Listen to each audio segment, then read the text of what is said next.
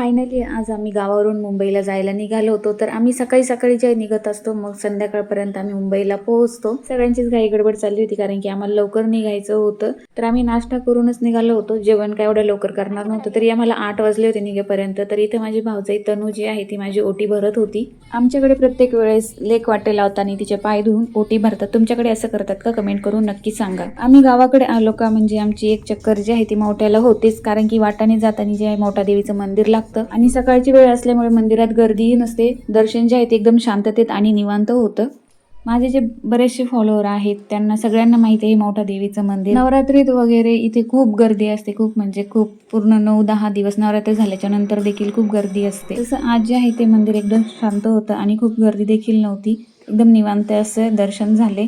तर तुम्ही इथे बघू शकता, ही आहे मौठ्याची देवी. सगळ्यांनी दर्शन करून घ्या पटकन. देवाचे असे निवांत दर्शन झालं की मनाला खूप शांतता भेटते. नाहीतर प्रत्येक वेळेस गर्दी असते कधी कधी आणि मग दर्शन देखील होत नाही. डोकं टेकायचं पळायचं पुढे, तसं बिलकुलही नाही. एकदम मन भरून बघता येतं देवाला.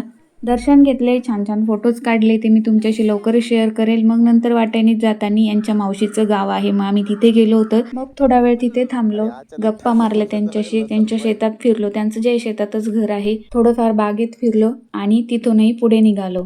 यावेळेस रिद्धिनी जे आहे ते प्रवासात थोडंफार परेशान केलं, काय माहीत कशामुळे, पण चिडचिड करत होती सारखी. आणि थोडंसं पुढे गेलं का तिला उलट्या देखील झाल्या. त्याच्यामुळे मी काही जास्त व्हिडिओज काढू शकले नाही. मग नंतर थोडाफार नाश्ता केला आणि दुपारी जे आहे ते आम्ही जेवायला थांबलो होतो तिथे हॉटेलमध्ये. दिवसभराचा प्रवास म्हणलं की खूप थकवा येतो आणि त्यातही लहान मुलांना घेऊन म्हणलं की बस, मग तर विचारूच नका. जेवण केल्याच्या नंतर मी काही जास्त व्हिडिओज काढू शकले नाही कारण की खूप बोर झालं होतं आणि मनही करत नव्हतं. नंतर रिद्धी घरी यायला छान अशी मस्ती करत होती. तर भेटूयात लवकर.